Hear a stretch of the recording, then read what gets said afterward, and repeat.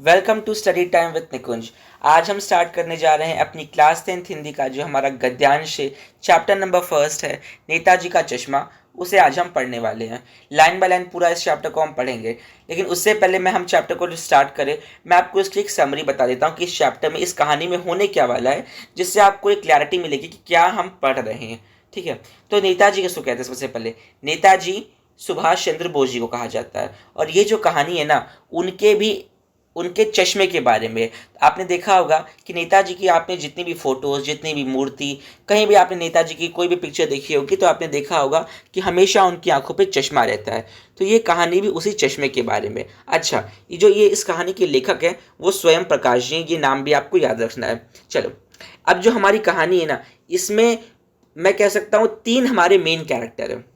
ऐसे तो दो ही हैं, लेकिन तीन आप मान लीजिए। कौन कौन से? एक है हालदार साहब, ठीक है, ये एक कंपनी में काम करते हैं। दूसरे हैं मास्टर मोतीलाल, और तीसरा है कैप्टन। कौन कौन से? हालदार साहब, मास्टर मोतीलाल, और तीसरा है कैप्टन। अब देखो क्या होता है ना, कि एक छोटा सा कस्बा होता है। उस कस्बे में लोग डिसाइड करते हैं कि क्यों ना हम नेताजी की एक मूर्ति बनवा के लगवा दें। ठीक है, तो फिर लोग, वहाँ के जो अधिकारी होते हैं, वो मूर्ति बनाने के लिए मास्टर मोतीलाल जी को उसका काम सौंपते हैं।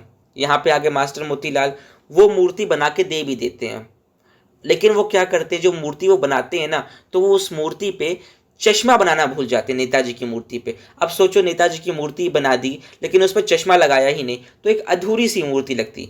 लेकिन अब जो कैप्टन था, कैप्टन कौन था? ये बहुत अच्छा देशभक्त था, नेताजी को बहुत पसंद करता था, नेताजी का एक तरह से कह सकते हो फैन था, बहुत अच्छा उनको उनको बहुत मानता था। तो अब जब कैप्टन ने देखा कि यार नेताजी की मूर्ति पर तो चश्मा ही नहीं लगा, तो उसे बड़ा आहत होता। तो क्या करता, वो हमेशा नेताजी की आंखों पर चश्मा लगा देता। वो चश्मे का व्यापारी था, तो असली का चश्मा लाता और एक चश्मा नेताजी की आंखों पे हर बार लगा देता। और ये सारी बातें कौन जो थे? हालदार साहब आते जाते हुए देखते रहते। तो यही हमारी एक पूरी कहानी का एक आउटलाइन पूरी होने वाली है। अब ये कहानी ख़त्म कैसे होती है और फिर लास्ट में कैप्टन का क्या होता है, इस पूरी कहानी को यही हमें पढ़ना है कि अंत में कैप्टन का क्या होता है, अंत में नेताजी की मूर्ति का क्या होता है, और अंत में हालदार साहब क्या देखते हैं ऐसा। तो ये पूरी हमारी एक पूरे चैप्टर की आउटलाइन है जो मैंने आपको बता दी। अब हम इसको लाइन बाय लाइन जब पढ़ेंगे तो इस पर आपको एक और अच्छी क्लैरिटी बनेगी कि क्या इस चैप्टर में पूरा हो रहा है स्टोरी। चलो स्टार्ट करते हैं लाइन बाय लाइन। अब आपको और अच्छे से समझ में आएगा कि यहाँ पे क्या हो रहा है। शुरुआत से शुरू कर रहे हैं। हालदार साहब को हर 15वें दिन कंपनी के काम के सिलसिले में उस कस्बे से गुजरना पड़ता था। कस्बा बहुत बड़ा नहीं था, जिसे पक्का मकान कहा जा सके वैसे कुछ ही मकान, और जिसे बाजार कहा जा सके वैसा एक ही बाजार था। अब शुरू हो रही कहानी। हालदार साहब जो हैं वो एक कंपनी में काम करते हैं। हालदार का मतलब तुम एक अधिकारी से ले सकते हो, एक साहब हैं जो किसी कंपनी में काम करते हैं, और हर 15वें दिन पे जो जाते हैं अपनी कंपनी की तरफ, तो उस कस्बे से होकर उन्हें गुजरना पड़ता है। कस्बे का मतलब जानते हो क्या होता है? मतलब कि कोई बहुत डेवलप्ड सिटी भी नहीं है और कोई एकदम पिछड़ा गाँव भी नहीं है। मतलब गांव से थोड़ा सा अच्छा एरिया, लेकिन शहर से थोड़ा सा अभी पिछड़ा एरिया, मतलब आप टाउन कह सकते हो। ना प्रॉपर विलेज है ना कोई सिटी है, एक छोटा सा टाउन है जिसे आप हिंदी में कस्बा कहते हैं। तो एक कस्बा था, उसमें क्या था, कैसा उसका पूरा सीन तैयार किया जा रहा है, शब्द चित्र जिसे हम कहते हैं वो तैयार किया जा रहा है। क्या? कुछ पक्के मकान थे वहाँ पे, और एक ही बाजार था। एक लड़कों का स्कूल था, एक लड़कियों का स्कूल था, एक सीमेंट का कारखाना था, दो ओपन एयर सिनेमा घर थे, मतलब सिनेमा घर जिसमें ऊपर ओपन एयर रहते हैं, ऊपर छत नहीं रहती है ना, और एक नगर पालिका। नगर पालिका मतलब म्यूनिसपैलिटी, जैसे आप इंग्लिश में समझ सकते हो, जो कस्बे का या शहरों के रख रखाव का काम करती है, साफ सफाई और बाकी जो चीज़ें होती हैं उसका काम नगर पालिका करती है। नगर पालिका थी तो कुछ ना कुछ करती भी रहती थी। कभी कोई सड़क पक्की करवा दी, कभी पेशाब घर बनवा दिए, कभी कबूतरों की छतरी बनवा दी, कभी कभी सम्मेलन करवा दिए। अब जैसे मैंने बताया कि नगर पालिका काम क्या होता है, हमेशा शहर के बारे में कुछ ना कुछ करते रहना। तो नगर पालिका भी यहाँ भी थी इस कस्बे में, तो ये भी कभी कोई सड़क बनवा दी, कभी कोई पेशाब घर बनवा दिए, कभी कबूतर की छतरी लगवा दी, कभी कभी सम्मेलन करा दिया। तो हमेशा कुछ ना कुछ ये नगर पालिका अपने कस्बे के लिए काम करती रहती थी। अब देखो, इसी नगर पालिका के किसी उत्साही बोर्ड या प्रशासनिक अधिकारी ने एक बार शहर के मुख्य बाजार के मुख्य चौराहे पर नेताजी सुभाष चंद्र बोस की संगमरमर की एक प्रतिमा लगवा दी। यह कहानी उसी प्रतिमा के बारे में है, बल्कि उसके भी एक छोटे से हिस्से के बारे में। अब हमें यहाँ पे बेसिकली इंट्रोडक्शन दिया जा रहा है कि किस बारे में ये कहानी है। क्या होता है, नगर पालिका के एक अधिकारी ने ये सोचा कि क्यों ना हम शहर के जो मुख्य चौराहे पे, मुख्य बाजार के मुख्य चौराहे पे नेताजी की एक संगमरमर मतलब मार्बल, उसकी एक मूर्ति लगवा दी। बहुत अच्छा फैसला था, सब लोग, बहुत अच्छी बात है। तो ये जो कहानी थी ये उसी प्रतिमा के बारे में है और उस मूर्ति के बारे में है, और उस मूर्ति के भी एक छोटे से हिस्से यानी चश्मे के बारे में ये कहानी है। चलो स्टार्ट करते हैं। अब यहाँ पे इंट्रोडक्शन हमें राइटर ने भी एक तरीके से दे दिया कि क्या होने वाला है। अब हम अगले पैरा पे चल रहे हैं। पूरी बात तो अब पता नहीं, लेकिन लगता है कि देश में अच्छे मूर्तिकारों की जानकारी नहीं होने और अच्छी मूर्ति की लागत अनुमान और उपलब्ध बजट से कहीं बहुत ज़्यादा होने के कारण काफ़ी समय उफाहोफ और चिट्ठी पत्री में बर्बाद हुआ होगा, और बोर्ड की शासनावधि समाप्त होने की घड़ियों में किसी स्थानीय कलाकार को ही अवसर देने का निर्णय किया गया होगा, और अंत में कस्बे के एक लौटे ड्राइंग मास्टर, मान लीजिए मोतीलाल जी को यह काम सौंप दिया गया होगा, जो महीने भर में मूर्ति बनाकर पटक देने का विश्वास दिला रहे थे। अब देखो क्या होता है, आपको पता तो है कि सरकार में फैसले तो हो जाते हैं, लेकिन फिर काम होने में तो वही होता है, इधर से उधर टेबल पे फाइलें घूमती रहती हैं। यही हुआ यहाँ पे भी। मतलब बोर्ड के, नगर पालिका के जो अधिकारी थे, उन्होंने फैसला तो ले लिया कि चलो हम मूर्ति लगाते हैं। फिर क्या हुआ, फिर वहाँ पे कस्बे में अच्छे कभी मूर्तिकारों की जानकारी नहीं है, कभी बजट नहीं अलॉट हो पा रहा, तो बस यही होता है, फाइलें चिट्ठी पत्री में समय बर्बाद, फाइल इधर से उधर, इस टेबल से उस टेबल, ऑफिस में घूमती रहती है और मूर्ति लगने का कोई नामो निशान नहीं हो पाता है। फिर जब क्या होता है कि नगर निगम की, नगर पालिका जैसे यहाँ लिखा गया, नगर पालिका की जब शासनावधि मतलब जिनका टेन्योर था काम करने का, जब वो खत्म होने वाला होता है, तो सारे अधिकारी सोचते कि अरे अब क्या किया जाए, अब जल्दी जल्दी कैसे मूर्ति बनवाई जाए। तो उस कस्बे में एक हाई स्कूल के मास्टर थे, मोतीलाल जी, मैंने बताया था ना, इन्होंने ही मूर्ति बनाई थी। तो फिर जो अधिकारी होते कहते कि सर आप ही मूर्ति बना के हमें दे दो। तो फिर और ये भी कहते कि हाँ हाँ मैं 1 महीने के अंदर ही मूर्ति बना के पटक दूंगा, 1 महीने के अंदर ही मूर्ति बना के आपको दे दूंगा, ये विश्वास दिलाते हैं। अब देखो, जैसा कि कहा जा चुका था कि मूर्ति संगमरमर की थी, टोपी की नोक से कोट के दूसरे बटन तक कोई 2 फुट ऊंची, जिसे कहते हैं बस्ट, और सुंदर थी। नेताजी सुंदर लग रहे थे, कुछ कुछ मासूम और कमसीन, फौजी वर्दी में। मूर्ति को देखते ही दिल्ली चलो और तुम मुझे खून दो वगैरह याद आने लगते थे। इस दृष्टि में यह एक सफल और सराहनीय प्रयास था। केवल एक चीज की कसर थी जो देखते ही खटकती थी, नेताजी की आंखों पर चश्मा नहीं था। अब देखो, मास्टर मोतीलाल जो थे, उन्होंने मूर्ति बना तो दी, लेकिन और बहुत अच्छी मूर्ति बनाई, ऐसा नहीं था कि खराब मूर्ति बना दी। 2 फुट ऊंची संगमरमर की बहुत सुंदर मूर्ति, जिसे हम बस्ट कहते हैं, वो इतनी सुंदर मूर्ति बना दी, और इतनी अच्छी मूर्ति थी कि मानो नेताजी सच में खड़े हैं। देखते ही ऐसा लगता कि दिल्ली चलो, तुम मुझे खून दो वगैरह जो नारे नेताजी ने दिए थे, वो देखते ही लोगों के दिमाग में आने लगते। मतलब बहुत अच्छी ऐसी मूर्ति जो लगता था कि सच में नेताजी सामने खड़े हैं, इतनी सुंदर मूर्ति मोतीलाल जी ने बना के दे दी। लेकिन एक कमी बस जो थी कि उन्होंने मूर्ति पे जो चश्मा लगाना था वो भूल गए, चश्मा बनाना भूल गए। अब वो एक ऐसी चीज़ थी जो बहुत खटकती थी, क्योंकि नेताजी की पहचान ही उनके चश्मे से होती है। हर बार जब भी, जितने भी हमने फोटो देखे, जितने भी हमने चित्र देखे नेताजी के, हमेशा उसमें चश्मा तो होता ही है उनके साथ, लेकिन अब बिना चश्मे की जो मूर्ति थी, ये आंखों में लोगों के खटकती थी। अब देखो, यानी चश्मा तो था, लेकिन संगमरमर का नहीं था, एक सामान्य और सचमुच के चश्मे का चौड़ा काला फ्रेम मूर्ति को पहना दिया गया था।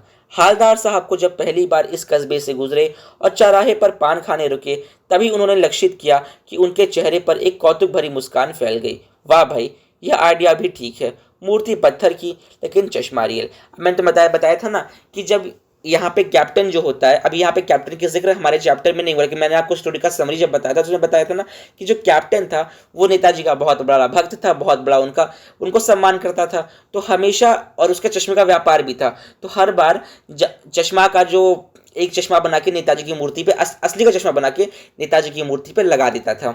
हर बार का उसका यही था। अब जब हालदार साहब पहली बार इस कस्बे से गुजरे तो, और उन्होंने पान खाने के लिए रुके, और उन्होंने जब ये देखा तो उन्होंने कहा वाह। अभी उन्हें कैप्टन के बारे में नहीं पता है, अभी उन्हें इस बारे में नहीं पता कि कौन ये चश्मा लगाया है असली का, लेकिन फिर वो कहते हैं कि वाह, ये आइडिया तो बड़ा अच्छा है कि मूर्ति संगमरमर की और उस पर चश्मा रियल लगा दिया, मतलब पत्थर की मूर्ति है और उस पर चश्मा जो लगा हुआ है वो रियल है, जो हम लोग यूज़ करते हैं, वो ऐसा असली का चश्मा उस पर लगा हुआ है। अब उनको ये आइडिया बड़ा अच्छा लगा। जीप कस्बा छोड़कर आगे बढ़ी, तब भी हवलदार साहब इस मूर्ति के बारे में ही सोचते रहे और अंत में इस निष्कर्ष पे पहुंचे कि कुल मिलाकर कस्बे के नागरिकों का प्रयास सराहनीय ही कहा जाना चाहिए।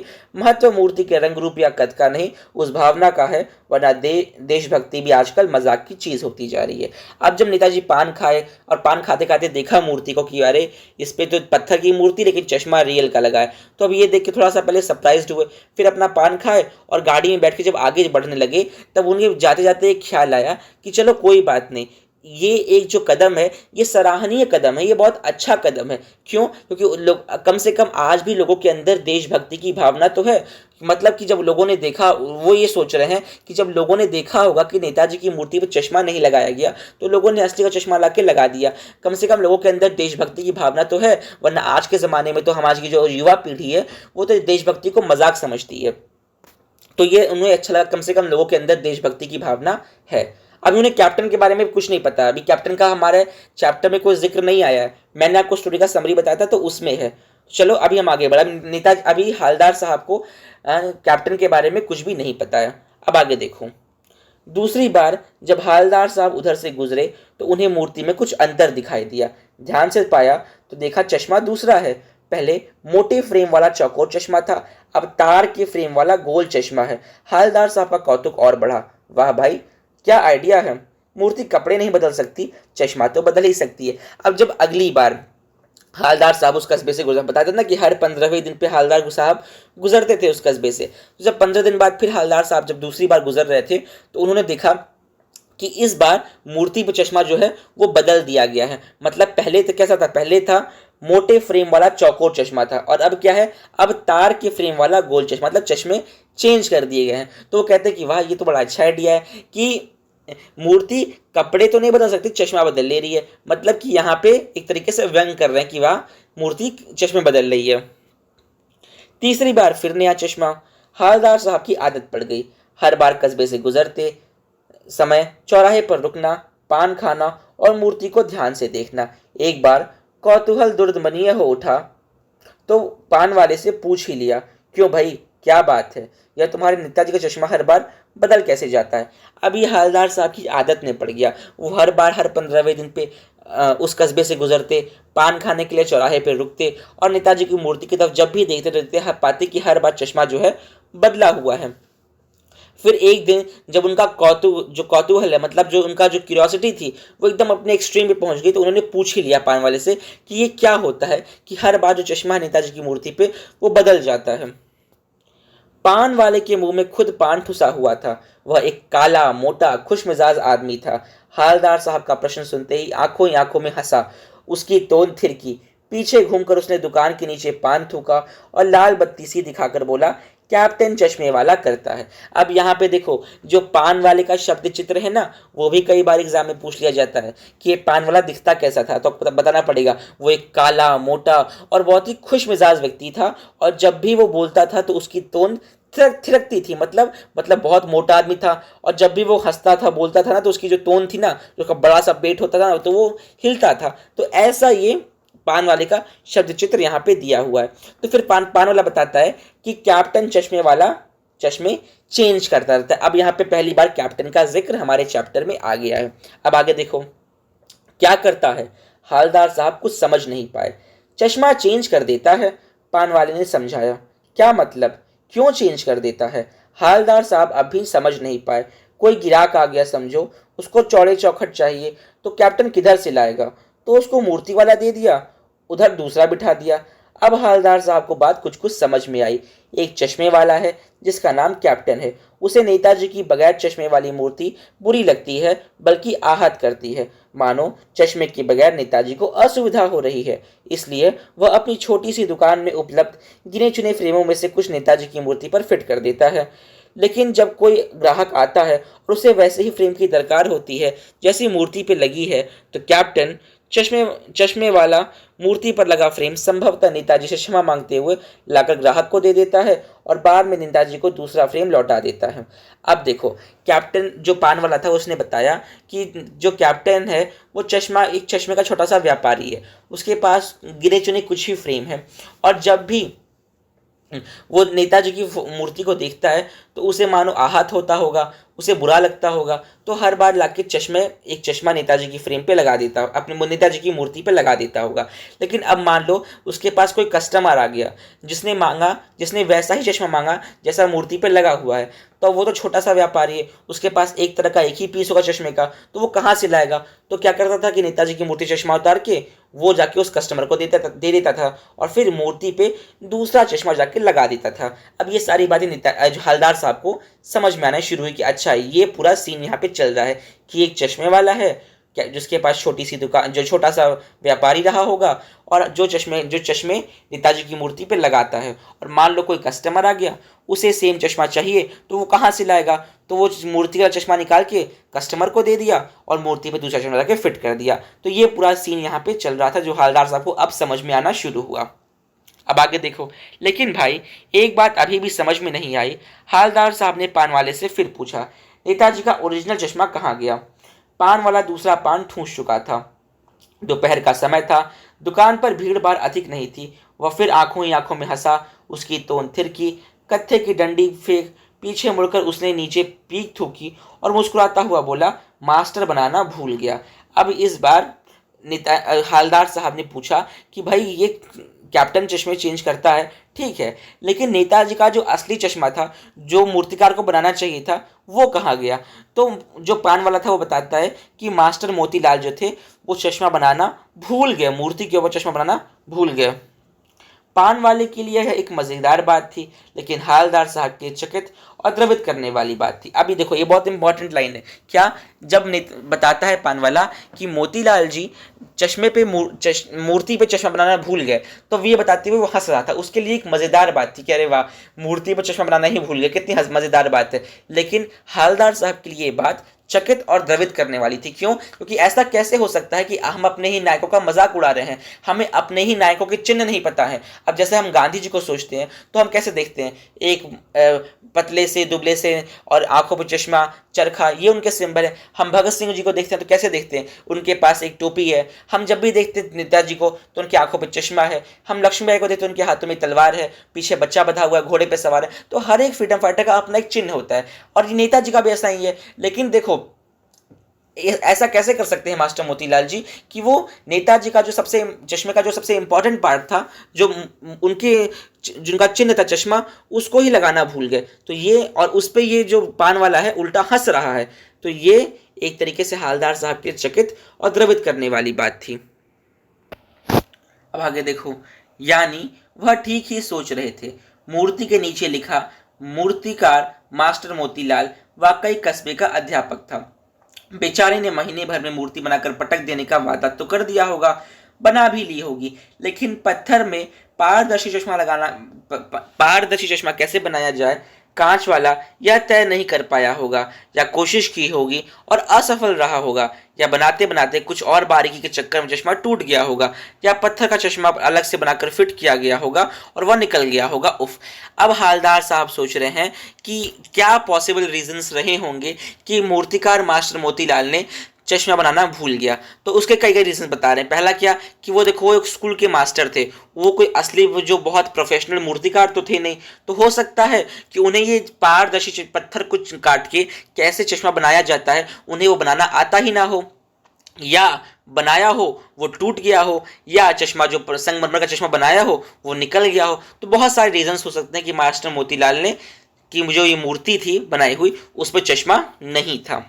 अब आगे देखो, हवलदार साहब को यह सब कुछ बड़ा विचित्र और कौतुक भरा लग रहा था। इन्हीं ख्यालों में खोए खोए पान के पैसे चुकाकर चश्मे वाले की देशभक्ति के समक्ष नतमस्तक होते हुए वह जीप की तरफ चले, फिर रुके, पीछे मुड़े और पान वाले के पास जाकर पूछा, यह कैप्टन चश्मे वाला नेताजी का साथी है या आजाद हिंद फौज का कोई भूतपूर्व सिपाही? अब जो हवलदार साहब थे वो पान वाले को पैसे देते हैं और जब अपनी जीप की तरफ आगे बढ़ते हैं और मन ही मन में जो कैप्टन चश्मे वाला था उसकी देशभक्ति को प्रणाम करते हैं, नतमस्तक होते हैं। लेकिन फिर क्या होता है, लौट के फिर आते हैं पान वाले के पास और उससे पूछते हैं कि क्या ये जो कैप्टन चश्मे वाला है क्या ये कोई नेताजी का साथी है या आज़ाद हिंद फौज का कोई भूतपूर्व सिपाही। मतलब उनके मन में ये था कि अगर किसी व्यक्ति को नेताजी के प्रति इतना सम्मान है, इतना प्रेम है, तो क्या पता वो नेताजी का कोई साथी रहा हो पुराना, या नेताजी ने जो फौज बनाई थी आज़ाद हिंद फौज हमारे देश की स्वतंत्रता के लिए, तो क्या पता उसका कोई सिपाही रहा हो पहले, तो इसीलिए हो सकता है नेताजी के प्रति उसका इतना सम्मान है।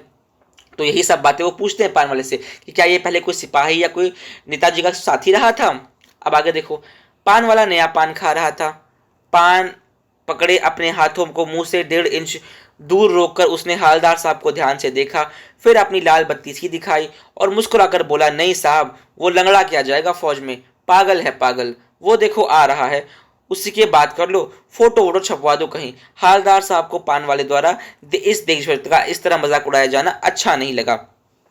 अब पान वाला बताता है कि नहीं साहब, वो कोई सिपाही नहीं था, सिपाही नहीं है, कैप्टन तो एक लंगड़ा व्यक्ति है, और वो कह रहा है और कहता है कि ये पागल है जो बार बार मूर्ति पर चश्मा लगाता है। और कहते हैं, पान वाला कहता है कि इसके ले जाओ कहीं न्यूज़पेपर की फोटो छपवा दो, कहीं इसका कोई नाम करवा दो, जिससे ये भी खुश हो जाए। अब हालदार साहब को ये बातें अच्छी नहीं लगती। क्यों? क्योंकि एक देशभक्त का इतना मजाक उड़ाया जा रहा है, उसका इतना निरादर किया जा रहा है, कहाँ उसका सम्मान होना चाहिए कि उसे इतना प्रेम है नेताजी के प्रति, लेकिन उसकी इतना निरादर किया जा रहा है, वो इन्हें अच्छा नहीं लगा। मुड़कर देखा तो अवाक रह गए। एक बेहद बूढ़ा मरियल सा लंगड़ा आदमी, सिर पर गांधी टोपी और आंखों पर लाल काला चश्मा लगाए, एक हाथ में एक छोटी सी संदूकची और दूसरे हाथ में एक बांस पर टंगे हुए बहुत से चश्मे लिए, अभी अभी एक गली से निकला था और अब एक बंद दुकान के सहारे अपना बांस टिका रहा था। तो इस बेचारे की दुकान भी नहीं है, फेरी लगाता है। हालदार साहब चक्कर में पड़ गए। पूछना चाहते थे इसे कैप्टन क्यों कहते हैं, क्या यही इसका वास्तविक नाम है, लेकिन पान वाले ने साफ बता दिया कि वह इस बारे में और बात करने को तैयार नहीं है।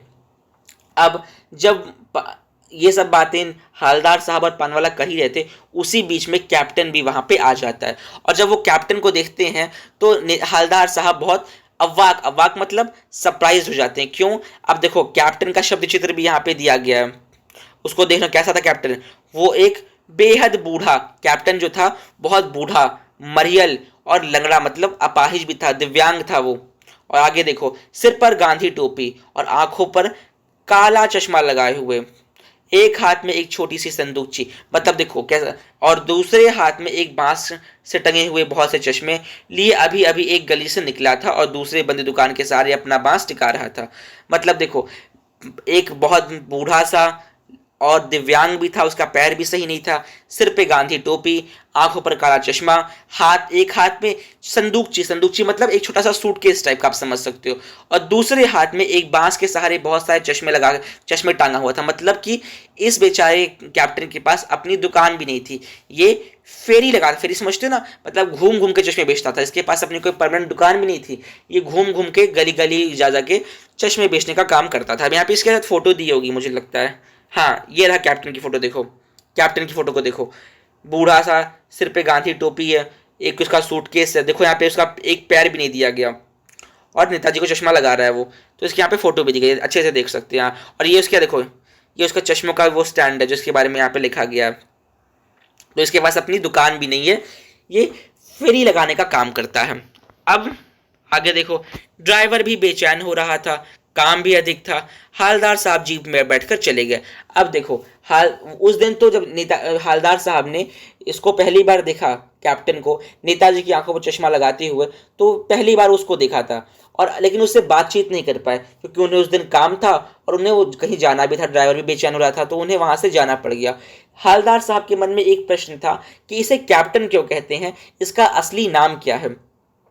अब ये क्वेश्चन आपके एग्जाम में भी बनता है कि इसे कैप्टन क्यों कहते हैं, इसका असली नाम क्या हो सकता है, लोग इसे कैप्टन क्यों बुलाते हैं। तो इसके दो पॉसिबल रीजंस हो सकते हैं, याद रखना। पहला रीजन ये हो सकता है कि बहुत सारे लोग इसे व्यंग्यात्मक भाव से इसे कैप्टन बुलाते हो। व्यंग्यात्मक मतलब इसका मजाक उड़ाने के लिए। क्यों? कैप्टन कौन होता है? सेना में जो बड़े अधिकारी होते हैं उनको हम कैप्टन बोलते हैं, और ये जो इंसान है कैप्टन चश्मे वाला, ये भी बहुत बड़ा देशभक्त है, इसे भी सेना में ही होना चाहिए देशभक्ति के लिए, लेकिन ये बेचारा ये दिव्यांग है, अपाहिज है, इसका पैर ठीक नहीं है, तो इस सेना में तो जा नहीं सकता, उल्टा ये चश्मे लगाता है नेताजी के। तो अब ये देख के जो ये देशभक्ति का काम है, इसको लोगों को सम्मान करना चाहिए, लेकिन लोग तो इसका मजाक उड़ाते हैं। तो हो सकता है मजाक उड़ाने के लिए, इसको टीज करने के लिए ही लोग इसको कैप्टन कैप्टन कह के बुलाते रहे होंगे। या दूसरा एक रीज़न भी हो सकता है इसका, या तो हो सकता है जो बहुत सारे लोग जिसको सम्मान करते हो तो इसे सम्मान के भाव से भी हो सकता है कैप्टन बुलाते हो। दोनों रीजन हो सकते हैं। या तो हो सकता है कि व्यंग के भाव से इसका मजाक उड़ाने के लोगों से कैप्टन बुलाते हो, या दूसरा रीजन हो सकता है कि एक जो कुछ अच्छे लोग रहे हो कस्बे में जो सम्मान के भाव से इसे कैप्टन बुलाते रहे हो। तो दोनों रीजन इसके हो सकते हैं। कैप्टन उसे कहते हैं जो सेना में अच्छा अधिकारी होता है। अब ये बेचारा तो सेना में जा नहीं पाया, तो दोनों रीजन हो सकता है कोई इसको मजाक उड़ाने के लिए या कोई इसको सम्मान करने के लिए, क्योंकि हर गांव में हर शहर में अच्छे लोग भी होते हैं बुरे लोग भी होते हैं। तो अच्छे लोग अच्छे भाव से इसको बुलाते होंगे कैप्टन, और बुरे लोग मजाक करने के लिए बुलाते होंगे। अब आगे देखो, 2 साल तक हालदार साहब अपने काम के सिलसिले में उस कस्बे से गुजरते रहे और नेताजी की मूर्ति में बदलते हुए चश्मों को देखते रहे। कभी गोल चश्मा तो कभी चौकोर, कभी लाल, कभी काला, कभी धूप का चश्मा, कभी बड़े कांचों वाला गोगो चश्मा, पर कोई ना कोई चश्मा होता जरूर। उस धूल भरी आंधी में की यात्रा में हालदार साहब को कौतुक और प्रफुल्लता के कुछ क्षण देने के लिए। अब आने वाले 2 साल तक हालदार साहब कभी भी इस कैप्टन के सामने जाके इससे मिले नहीं, इससे बात नहीं की कि तुम ऐसा क्यों करते हो। बस क्या करते, हर बार जब उस कस्बे से जाते तो हर बार देखते नेताजी की मूर्ति की तरफ, और हर बार उनको मूर्ति पे एक चश्मा लगा हुआ मिलता। कभी काला चश्मा, कभी लाल चश्मा, कभी गोल फ्रेम वाला चश्मा, कभी चौकोर फ्रेम का चश्मा, मतलब हर बार एक चश्मा होता जरूर। इस धूल भरी यात्रा में हालदार साहब को कौतुक और प्रफुल्लता, कौतुक का मतलब एक्साइटमेंट और प्रफुल्लता मतलब खुशी, मतलब हर बार जब वो उस कस्बे से गुजरते तो उनके मन में एक्साइटमेंट होती कि आज कैसा चश्मा उनको देखने को मिलेगा, और एक प्रफुल्लता भी होती कि कैप्टन इतना खुद भी बेचारा बेसहाय होके भी उसके अंदर देशभक्ति की भावना, तो एक प्रफुल्लता भी होती और एक एक्साइटमेंट भी होती कि आज कौन सा चश्मा वो लगाएगा। अब देखो, फिर एक बार ऐसा हुआ कि मूर्ति के चेहरे पर कोई भी कैसा भी चश्मा नहीं था। उस दिन पान की दुकान भी बंद थी, चौराहे की अधिकांश दुकानें बंद थी। लेकिन अभी एक स्ट्रेंज डे आता है, मतलब एक दिन क्या होता है जब हालदार साहब उस कस्बे से गुजरते हैं तो देखते हैं कि मूर्ति पर कोई चश्मा नहीं लगा हुआ था और चौराहे की दुकानें भी बंद थी, है ना, और पान की दुकान भी उस दिन बंद थी। अगली बार फिर मूर्ति की आंखों पर चश्मा नहीं था।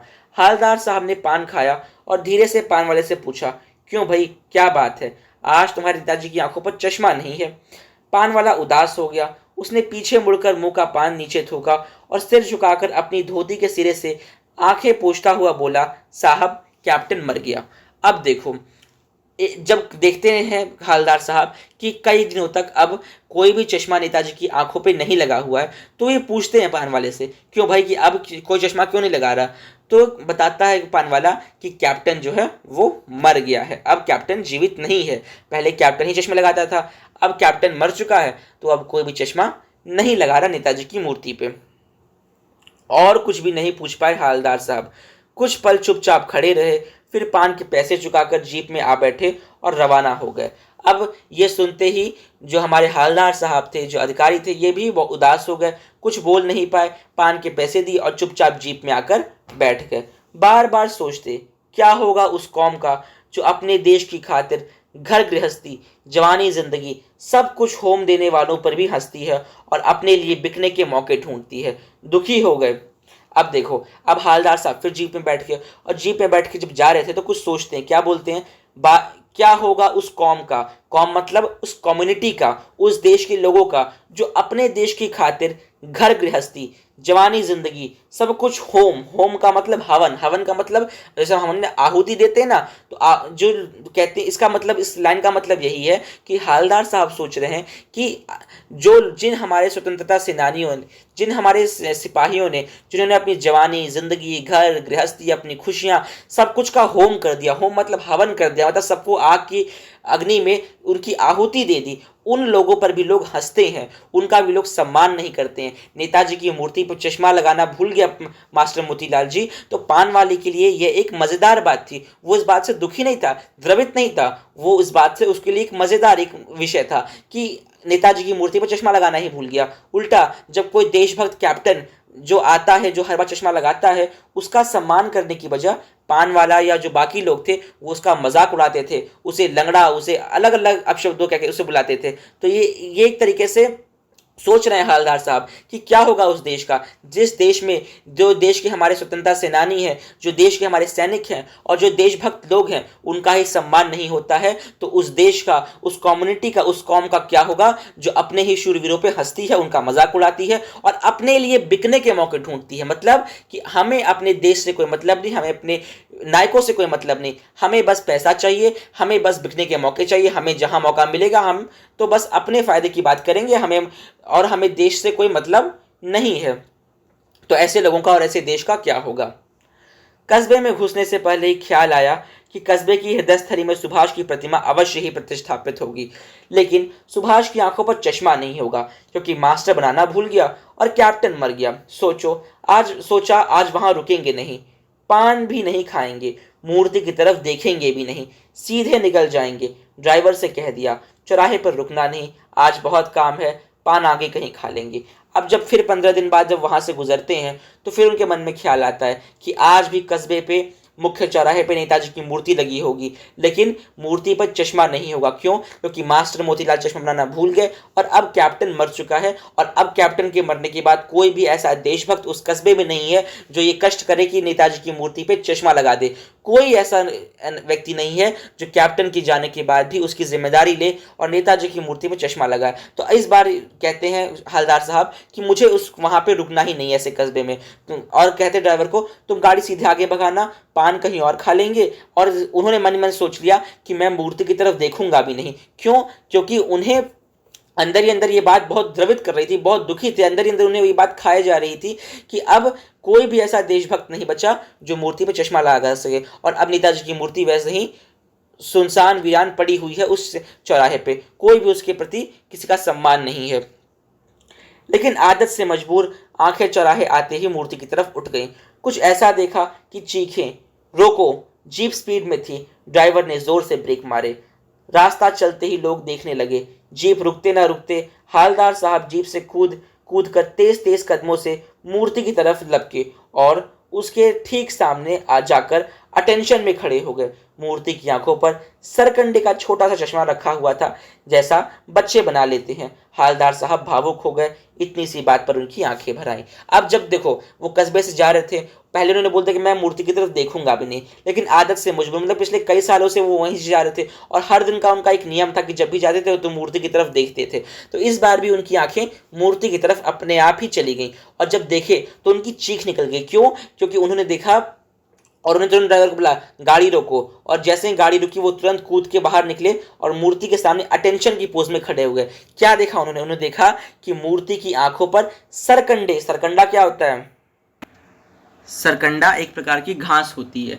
देखो, जहाँ नदियों के किनारे, झीलों के किनारे तुमको ये घास बहुत आसानी से मिल जाएगी और उसको बच्चे खेलने के लिए इस्तेमाल करते हैं। मतलब बच्चे सरकंडे की घास को लेके उससे अलग अलग तरह के चश्मा या अलग अलग तरह के खिलौने अपने बना लेते हैं। तो वो देखते हैं कि सरकंडे का बना हुआ एक चश्मा, जैसा छोटे बच्चे बना लेते हैं वैसा चश्मा बना के किसी ने बच्चों ने नेताजी की आंखों पे लगा दिया है। मतलब अब ये देखते ही उनकी आंखों में आंसू आ जाते हैं। क्यों आंसू आ जाते हैं? क्योंकि देखते हैं कि कम से कम बच्चों के अंदर इतनी देशभक्ति है, आज भी कैप्टन के मरने के बाद भी कस्बे के बच्चों के अंदर देशभक्ति है कि उन्होंने अपनी क्षमता अनुसार, अपनी कैपेबिलिटीज़ के अकॉर्डिंग सरकंडा एक तरह की घास होती है, ठीक है, जो थोड़ी मजबूत होती है, तुम फोल्ड करके कोई भी उसको शेप दे सकती हो। तो बच्चों ने सरकंडे की घास से एक चश्मा बना के नेताजी की आंखों पे लगा दिया। मतलब आज भी देश के अंदर देशभक्ति जीवित है। देश के जो होने वाले जो बच्चे हैं, देश की आने वाली जनरेशन है, वो आज भी देशभक्त है। अपने नायकों के प्रति उनका सम्मान आज भी बना हुआ है। तो ये देखकर नेता हालदार साहब की आंखों में आंसू आ जाते हैं, उनकी आंखें भर आती हैं। हालदार साहब की आंखों में आंसू आ जाते हैं, उनकी आंखें भर आती हैं क्योंकि वो भावुक हो जाते हैं। अब यहाँ भी क्वेश्चन बनता है आपके एग्जाम में कि हालदार साहब की आंखों में आंसू क्यों आ गए सरकंडे का चश्मा देख के? तो आपको लिखना पड़ेगा क्योंकि हालदार साहब को ये पता चल गया कि देश में अभी भी देशभक्त खत्म नहीं हुए। पहले उन्हें लगा था कि देश में अब देशभक्ति खत्म हो चुकी है, लेकिन अब उन्हें पता चला कि देश में देशभक्ति खत्म नहीं हुई। देश के बच्चे आज भी देश के प्रति वही प्यार और वही सम्मान और वही चीज़ें, जो वही भावना है, वो अभी भी उनके हृदय में है। तो देश में देशभक्ति अभी भी बनी हुई है। तो ये इसलिए देख के उनकी आंखें भर आईं। तो यहाँ पे हमारा ये चैप्टर हो जाता है ख़त्म। इस चैप्टर में 3-4 ही ऐसे क्वेश्चन हैं जो बार बार पूछे जाते हैं। मैं बता देता हूँ कौन कौन से। पहला पूछा जाता है कि पान वाले का शब्द चित्र, ठीक है, पान वाला कैसा दिखता था। दूसरा, कैप्टन का शब्द चित्र, कि कैप्टन कैसा दिखता था।